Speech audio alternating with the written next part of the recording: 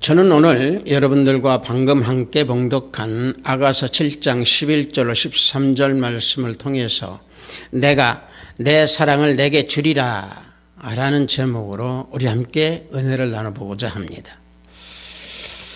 아가서는요, 솔로몬과 술람미 여인의 사랑을 나타내는 내용으로 가득 차 있습니다. 그래서 오늘 우리가 봉독한 내용을 보면은 부부 사이의 갈등 속에서 그 갈등을 치유하고 성숙한 사랑으로 이어나가는 그런 내용의 일부분입니다. 따라서 우리가 부부 사랑이든 남녀 간의 사랑이든 모든 사랑은 한순간의 어떤 뜨거운 열정이나 법적인 어떠한 맺음으로 인해 가지고 이루어지는 것은 아닙니다. 사랑은 오직 내가 상대방의 사람의 마음을 서로 그리워하고 또 그리워하는 마음 속에서 상대방의 마음을 서로 어루만져주며 관할 수 있는 그런 마음으로 서로 합하여서 이루어가는 그런 과정이 사랑입니다. 그래서 사랑은 서로가 속해져 있는 것이고 내가 상대방이 속해 있는 것이고 또 사랑하는 사람이 나한테 속해져 있다는 얘기입니다. 다시 말하면 서로가 속해져 있다라고 하는 것은 하나됨을 가지고 말을 하는 것입니다. 그래서 하나됨이라고 하는 그 속해져 있는 것, 이 부분을 아가서에서는 두 번이나 반복해서 표현하고 있습니다. 아가서 2장 16절을 보면은요, 내 사랑하는 자는 내게 속하였고 나는 그에게 속하였도다. 이와 같이 말씀하고 있고요. 오늘 우리가 봉독한 본문 11절 바로 윗부분 10절에도 그 부분을 언급하고 있습니다. 7장 10절을 보면은요, 나는 내 사랑하는 자에게 속하였도다. 그가 나를 사모하는구나. 이와 같이 상대방에게 내가 속해 있다, 사랑하는 사람에게 내가 속해 있다라고 지금 밝히고 있습니다. 이 말씀을 볼 때에 사랑이라고 하는 것은 서로가 연합하여서 하나됨을 가지고 나타내고 있는 아가서의 표현입니다. 따라서 우리가 예수 그리스도 주님을 믿는 이 관계 속에서도 마찬가지입니다. 내가 주님을 사랑함으로, 주님이 나를 사랑함으로 내가 주님께 속한 자가 되었고 주님은 제 안에 거하시는 그런 관계의 사랑입니다. 그래서 주님과 나는 연합되어 있는 관계다라고 하는 그런 내용, 그런 사랑, 그런 우리의 마음과 심령이 되어야 될 줄로 믿습니다. 그래서 주님과 나 사이에는 완전한 사랑이 이루어야 되는 것, 이것이 믿음입니다. 이사야서 62장 5절을 보면은 마치 청년이 처녀와 결혼함같이 내 아들들이 너를 취하겠고 신랑이 신부를 기뻐함같이 내 하나님이 너를 기뻐하시리라. 자, 하나님이 나를 기뻐해 주신다는 얘기입니다. 주님이 나를 기뻐해 주신다는 얘기입니다. 마찬가지로 그 기쁨을 내가 받고 그 사랑을 내가 받음으로 내 안에서 기쁨이 솟아나야 되는 것이고 내 안에서 주님을 사랑하는 마음이 솟아나야 되는 겁니다. 그래서 주님과 나와 맺어진 이 관계는 결국에 사랑으로 서로 맺어진 관계라는 얘기입니다. 따라서 우리 주님이 우리에게 주시는 그 사랑은 영원한 사랑입니다. 단절되는 그런 사랑이 아닙니다. 따라서 우리는 주님께서 주시는 그 사랑을 끊임없이 받아서 완전히 하나로 이루어지는, 그래서 내가 주님께 더욱더 사랑을 더 드리는 그러한 믿음의 관계가 되어야 될 줄로 믿습니다. 다시 말하면 내가 주님께 사랑을 드린다라고 하는 것은요, 내가 새로 태어나고 거듭 태어나면서 점진적으로 차츰차츰 옛 모습이 버려져가는 그러한 새로운 모습으로 주님께 다가가면서 완전한 사랑을 이루어가는 것, 이게 믿음의 과정입니다. 그래서 사도 바울은 믿음, 소망, 사랑 세 가지 중에 제일이 사랑이라 말씀하고 있습니다. 고린도전서 13장 13절을 보면은 그런즉 믿음, 소망, 사랑 이 세 가지는 항상 있을 것인데 그 중에 제일은 사랑이라. 이와 같이 말씀하고 있습니다. 이 속에서 볼 때 믿음과 소망은 과거와 미래, 지향적이지만은 사랑이라고 하는 것은 현재 나타나야 된다라고 하는 것을 말씀하시기 위해서 사랑이 제일이라는 얘기입니다. 다시 말하면은 사랑의 열매 행위가 나타나야 된다라고 하는 사실입니다. 그래서 사랑의 열매를 맺을 수 있도록 우리가 한다고 하면은 주님의 사랑을 우리가 받아야 되는데, 주님의 사랑을 내가 받으려면은 더욱더 많이 받고 더욱더 풍부히 받고 그 사랑을 우리가 확인할 수 있는 그런 우리가 되려고 하면은 어떻게 해야 되느냐? 광야로 나가야 됩니다. 광야로 나가서 주님을 만나야 됩니다. 본문 아가서 7장 11절을 보면은 내 사랑하는 자야 우리가 함께 들로 가서 동네에 유숙하자라고 말씀하고 있습니다. 이와 같이 노래하고 있는 이 내용에서 보면은 사랑하는 여인이 신랑에게 들로 나가서 동네에 유숙하자라고 말씀하고 있고 노래하고 있습니다. 자, 여기에서 들이라고 했습니다. 자, 들은 무엇입니까? 유대의 이스라엘의 들이라고 하는 것은 굉장히 험악합니다. 우리나라와 같이 평평한 들판, 농사짓기 좋은 그런 들판이 아니고 움푹 패이고 굉장히 거칠은 그런 곳을 들이라고 이스라엘은 말하고 있습니다. 다시 말하면 얼마만큼 그 들이 험하고 굉장히 움푹 패일 만큼의 들이냐, 이것을 우리가 알아보려면 창세기 35장에서 보면은 야곱의 아내 라헬이요, 에브랏길을 가다가 길이 험하여서 난산하다가 죽게 되었다라고 하는 내용이 나옵니다. 이와 같이 들은 엄청 험악하고 움푹 패일 정도의 들입니다. 그런데 지금 신부가 그 들로 나가자고 합니다. 그래서 들 동네에서 유숙하자고 합니다. 다시 말하면 사람이 많은 곳이 됐든 사람이 없는 곳이 됐든 주님을 만나서 교제를 하러 가자라는 얘기입니다. 신랑을 만나자라고 하는 얘기는 우리 하나님을 믿고 예수 그리스도를 믿는 우리의 모습에서 주님을 만나러 가자라는 얘기입니다. 들로 나가자라는 얘기입니다. 자, 들로 가자라고 하는 것이 하나님을 만나기 위함이라고 한다고 하면은 즉 광야입니다. 광야로 가자라고 하는 것은 바로 뭡니까? 마귀와 싸우러 가자라는 얘기입니다. 마귀와 싸워서 승리해서 주님을 만나자는 얘기입니다. 여러분들 성경에서 우리가 놓고 보면은 광야에서 선지자들이 그곳에서 하나님을 만나는 그런 선지자들이 많이 있었습니다. 특히 우리가 잘 아는 모세나 엘리야를 보면 그렇습니다. 모세는 어땠습니까? 화려한 왕궁에서 모세는 학문도 배웠고 또 무술도 배웠지만은 히브리 민족을 위해서 죄를 저지르고 광야로 내보내졌습니다. 그래서 광야에서 하나님을 만났습니다. 그래서 하나님을 만나서 능력을 받아서 이스라엘을 이끌고 가는 지도자로 세워졌습니다.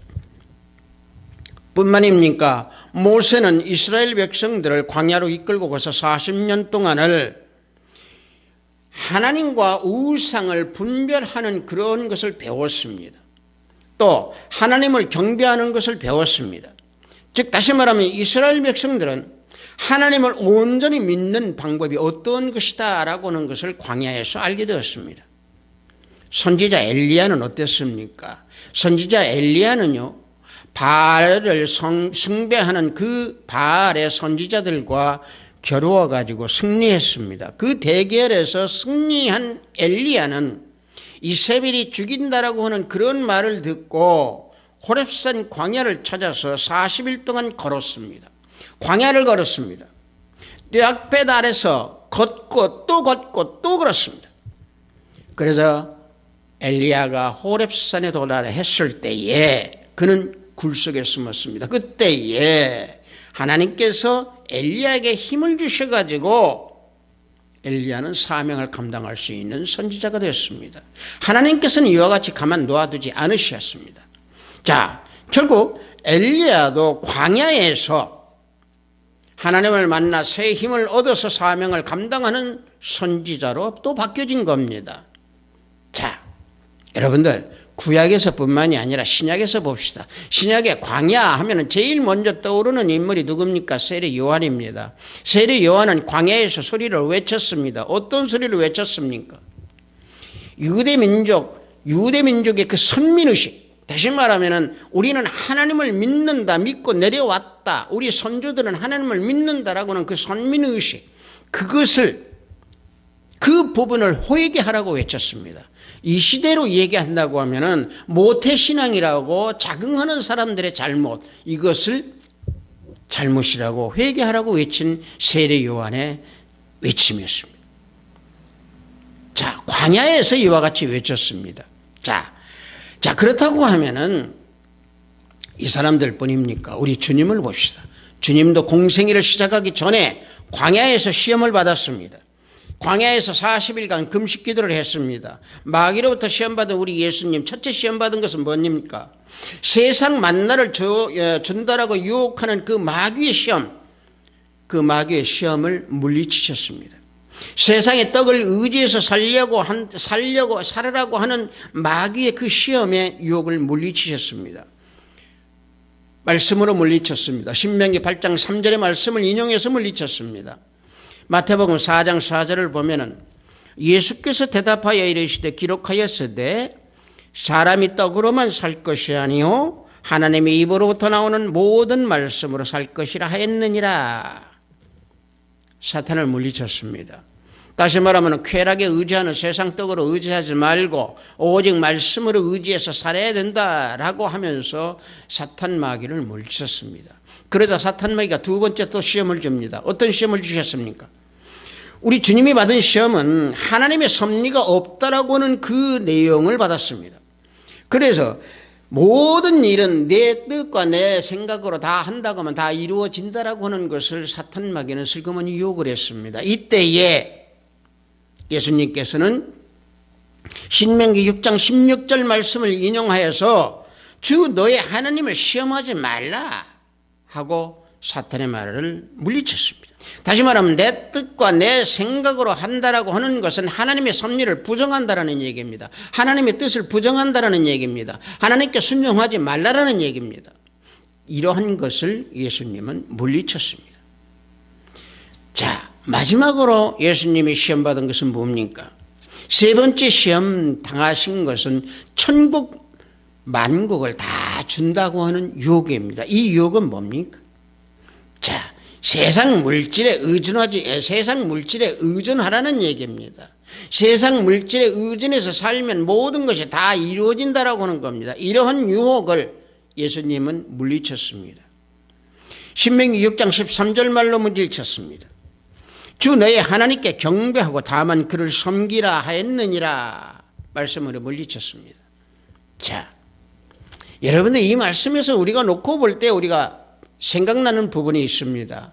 우리가 기억해야 될 부분이 있습니다. 뭡니까? 이스라엘 백성들이 가나안 땅으로 들어가서 광야에서 하나님을 분별하는 법을 배웠건만 가나안 땅에 들어가서 자신들의 육신과 모든 것들이 다 편하게 되니까 하나님을 등지고 우상을 섬기게 됐습니다. 세상을 바라보게 되니까 무엇을 섬기게 됩니까? 우상을 섬기게 되었습니다. 자, 이러한 내용을 우리가 놓고 볼 때 예수님도 광야에서 이러한 시험을 받았습니다.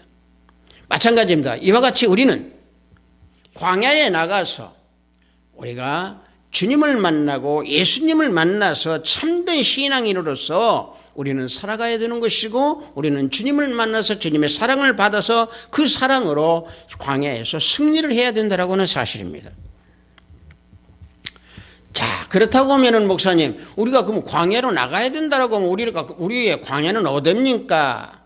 라고 여러분들이 저에게 물어본다고 하면은 우리 광야는 간단합니다.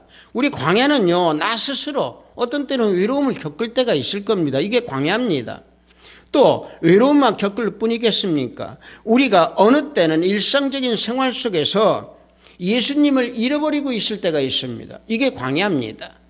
또 한 가지는요, 우리가 일상생활을 하고 우리가 세상 생활을 하고 우리가 삶 속에서 우리가 좌절도 하고 고난도 오기도 하고 어려움도 오기도 하고 또 어떤 일에 대해서 우리가 포기도 하고 이게 광야 생활이에요. 상징적인 내용입니다. 이게 바로 우리가 살아가는 광야입니다. 내가 겪고 있는 광야입니다. 이 광야로 나갔을 때에, 이 광야의 생활이 나에게 닥쳤을 때에 순간순간 예수님을 찾으라는 얘기입니다. 그래서 광야에서 예수님을 찾으라는 얘기죠. 여러분들 도시 생활이 됐든 시골 생활이 됐든지 간에 하나님을 찾기 위해서, 예수님을 만나기 위해서 말씀 속에서 생활하라는 얘기입니다. 여러분들 시끄럽고 소음이 많고 또 말씀을 내가 보려고 한다고 하더라도 집중되지 않는다고 하더라도 그것은 문제가 되지 않습니다. 왜? 나는 내 안에 성전이기 때문에 그렇습니다. 내 안에 성전이라고 하는 그 자체는 내 안에 성령 하나님이 내주하고 계신다라고 하는 사실입니다. 야곱이요, 야복강가에서 천사와 싸우고 잠을 자고 난 이후에 깬 후에 야곱이 고백한 말이 바로 뭡니까? 내가 있는 곳이 하나님의 집이고 내가 있는 곳이 하늘의 문이라고 그랬습니다. 창세기 28장 17절을 보면은 이에 두려워하여 이르되 두렵도다 이곳이요 이것은 다름이 아닌 하나님의 집이요 이는 하늘의 문이로다. 내가 서 있는 자리가 하나님의 집입니다. 왜? 내 안이 성전이기 때문에. 내가 서 있는 자리가 하늘의 문입니다. 내가 내 안에 성령 하나님을 모시고 있기 때문에 그렇습니다. 마찬가지로 이와 같은 생활을 할 수 있다라고 하는 것은 내가 광야 생활을 하면서, 내가 광야 속에서 걸어가면서 내가 예수 그리스도를 만날 때에 나는 하나님의 집이요 내가 서 있는 자리는 하늘의 문입니다. 매일매일 이와 같이 우리는 광야 생활을 체험하면서 예수 그리스도를 만나라고 하는 사실입니다. 우리가 예수 그리스도를 만났을 때에 주님의 사랑을 나는 받을 수 있고 주님의 사랑이 나한테 깊게 스며들어서 그 사랑을 나는 다시 주님께 드리고 이웃께 서로 나누는 그런 삶을 살 수 있다고 하는 얘기입니다. 여러분들 내 삶 속에서 나의 광야를 바라보십시오. 내 삶 속에서 광야를 찾으십시오. 그래야 할 때 우리 주님께서는 우리에게 말씀하십니다. 내가 내 사랑을 내게 주리라 말씀하십니다. 다음으로요, 본문 말씀에서 보면은 성령의 감동에 민감하게 우리는 민감해야 되고 또 성령 감동에 민감할 때에 성령의 다스림을 받을 때 우리는 주님의 사랑을 받을 수 있습니다. 주님의 사랑을 우리는 확인할 수가 있고 우리는 확신할 수가 있습니다. 자, 본문 7장 11절 12절을 보면은요, 우리가 일찍이 일어나서 포도원으로 가서 포도움이 돋았는지 꽃술이 퍼졌는지 성육꽃이 피었는지 보자. 거기에서 내가 내 사랑을 내게 주리라 노래하고 있습니다. 자, 여기에서 말씀을 보면은요, 움이 피었다. 움이 피었는지 보자. 이건 바로 뭡니까? 정력이 솟아나는가 한번 솟아나는가 우리가 한번 보자. 다시 말하면 회춘이라는 얘기죠. 그 다음에 꽃술이 퍼졌는지 성육꽃이 피었는지라고 하는 이 단어는요, 남성의 발기 상태를 가지고 말합니다. 자, 이건 뭔 얘기냐면요, 서로 사랑하는 사람의 갈망하는 마음을 표현한 겁니다. 자, 이 말씀을요, 우리가 영적으로 한번 보면은요, 이렇습니다.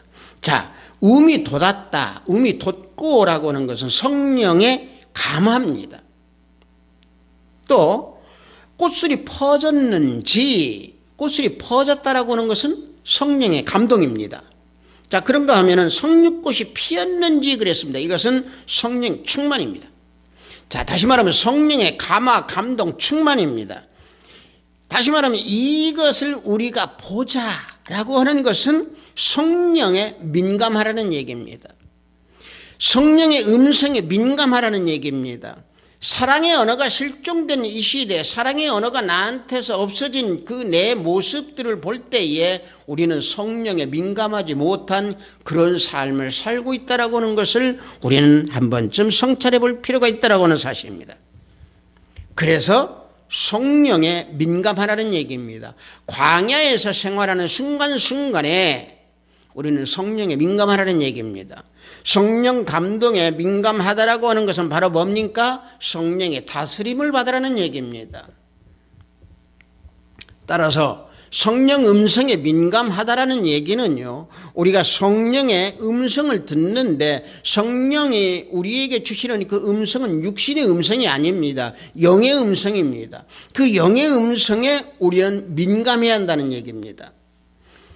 여러분들 그 영의 음성에 가장 민감했던 사도 바울을 보십시오. 소아시아 쪽으로 복음을 전파하기 위해서 발걸음을 옮길 때 성령께서는 유럽 쪽, 마게도니아 쪽으로 발길을 옮기라고 그랬습니다. 그때에 사도 바울은 마게도니아 쪽으로 옮겼습니다. 이게 바로 뭡니까? 성령 음성에 민감하게 행동했던 사도 바울의 발걸음의 옮김이었습니다. 사도행전 16장 6절에서 7절을 보면은 성령이 아시아에서 말씀을 전하지 못하게 하시거늘 그들이 부르기아와 갈라디아 땅으로 다녀가 무시아 앞에 이르러 비두니아로 가고자 애쓰되 예수의 영이 허락하지 아니하시는지라 그랬습니다. 예수의 영이 허락하지 않는다고 그랬습니다. 성령이 허락하지 않는다고 그랬습니다. 사도 바울은 성령이 허락하지 않는 그 음성에 민감하게 반응을 하여 결국에 유럽 쪽, 마게도니아 쪽으로 발길을 옮겨서 이 시대에 오늘과 같이 복음의 말씀을 우리가 들을 수 있고 복음의 말씀이 전 세계에 퍼질 수 있는 그런 기틀을 마련해 주신 분이 바로 누구냐? 성령 하나님이십니다. 그래서 성령의 음성을 우리는 민감하게 들을 수 있는 그런 심령이 되어야 됩니다. 여러분들 말씀을 우리가 볼 때에 또는 우리가 말씀을 들을 때에 우리야 그러면 성령의 음성을 어떻게 민감하게 들을 수 있습니까? 라고 저에게 묻는다면 여러분들 혹여라도 예를 들어서 큐티를 할 때 그 큐티가 나에게 맞는 큐티라고 하면 그게 성령께서 음성을 주시는 겁니다. 나에게 음성을 주시는 겁니다. 또 그런 말씀을 들을 때 설교의 말씀을 들을 때 저 말씀이 나에게 주시는 것이구나, 나를 지적해서 하시는구나 라고 느꼈을 때 그게 성령께서 주시는 음성입니다. 그래서 방금 전에 말씀드린 대로 성령의 음성에 민감하라고 하는 것은 성령의 다스림을 받는다라고 하는 얘기입니다. 그런데요, 성령 음성에 민감하다 이 말씀을 제가 여러분들에게 드리다가 보니 제가 생각나는 부분이 성령 음성이요 자칫 잘못하면 내 생각이 성령의 음성으로 둔갑할 때가 있습니다.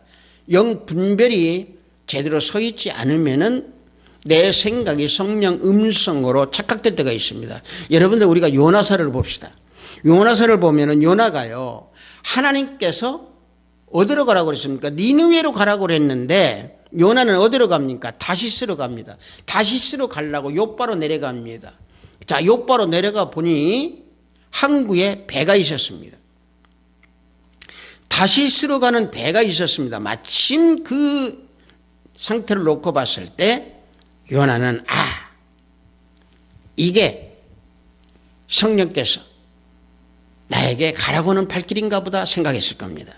요나서 1장 3절을 보면은요, 요나가 여호와의 얼굴을 피하려고 일어나 다시스로 도망하려 하여 욥바로 내려갔더니 마침 다시스로 가는 배를 만난지라 여호와의 얼굴을 피하여 그들과 함께 다시스로 가려고 뱃삭을 주고 배에 올랐더라 그랬습니다.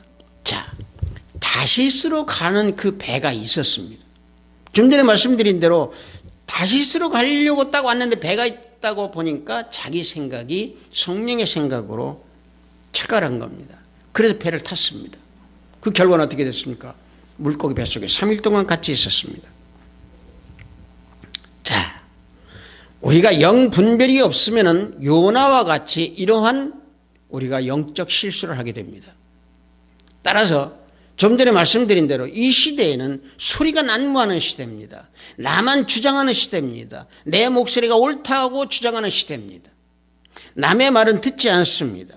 심지어 남의 말도 듣지 아니하는데 어떻게 성령의 음성을 민감하게 들으려고 하겠습니까? 이것이 잘못되어 있다는 얘기입니다.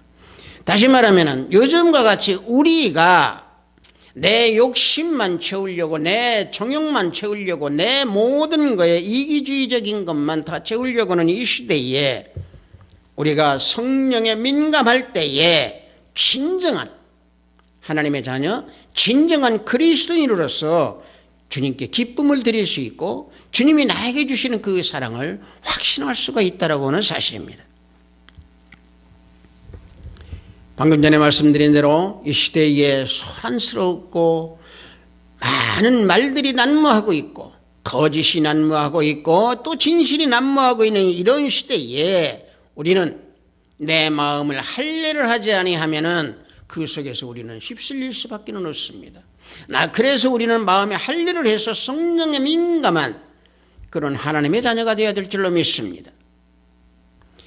에스겔서 44장 9절을 보면은 주 여호와께서 이같이 말씀하셨느니라. 이스라엘 족속 중에 있는 이방인 중에 마음과 몸에 할례를 받지 아니한 이방인은 내 성소에 들어오지 못하리라 그랬습니다. 마음에 할례를 받지 아니하는 이방인은 하나님의 성소에 들어가지 못한다고 그랬습니다.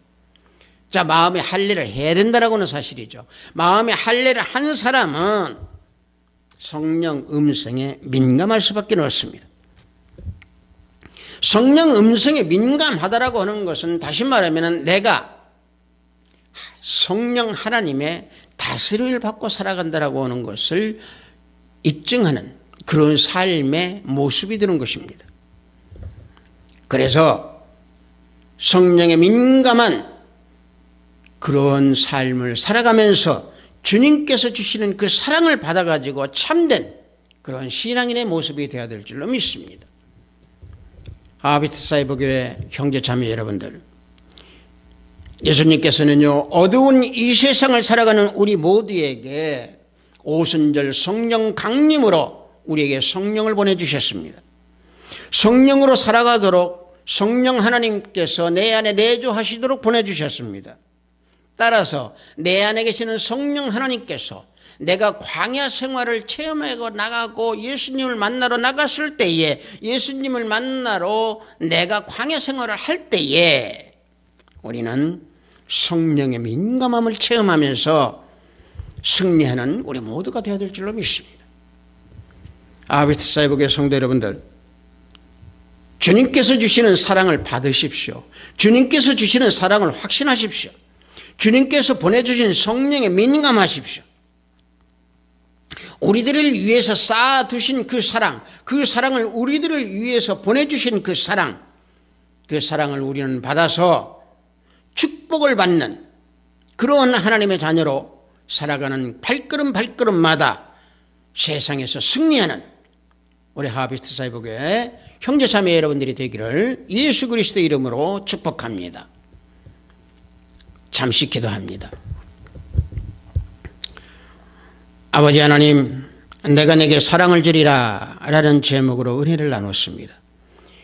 예수님께서 우리에게 주시는 그 사랑, 한없이 부어주는 그 사랑을 우리는 받지 못하고 그저 입술로만 주님을 주라 고백하고 입술로만 주여 주여 고백하는 그런 믿음 생활을 할 때가 많이 있습니다. 회개하오니 우리들의 회개 기도 받아주시옵소서. 진정으로 주님께서 주시는 그 사랑을 확신하고 진정으로 주님께서 그 사랑을 받아서 성령의 감화 감동 충만으로 살아가는, 그래서 성령의 음성에 민감하게 반응하고 성령 음성에 민감하게 따르고 순종하면서 성령의 다스림을 받는 우리 모두 형제자매가 되기를 원합니다. 역사하여 주시옵소서. 예수 그리스도 이름으로 기도드렸사옵나이다. 아멘.